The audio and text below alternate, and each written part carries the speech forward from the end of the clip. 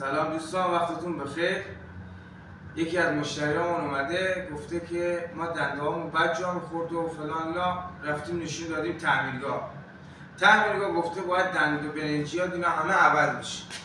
یک مشکل خیلی بزرگی رو گذاشتم پیش روش و هزینه خیلی بالا. حالا مشکل اصلی این ماشین چی؟ آمدن جای ما تشریف آوردن. مشکلی اصلی این ماشین تقسیم دندشه.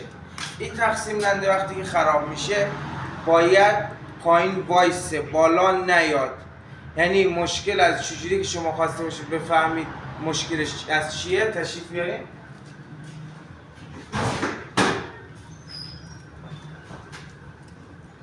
اگر دیدید دنده هاتون بد جا میخوره، این لیورتون رو اینجوری نگه دارید. نگاه کنید بر نمیگرده، باید این بر گرده سر جاش. اگر دیدین بر نمیگرده این لیور، مشکل از تقسیم دنده تونه. الکی نرید هزینه کنید آقا دنده برنجی عوض کنید و چی عوض کنید.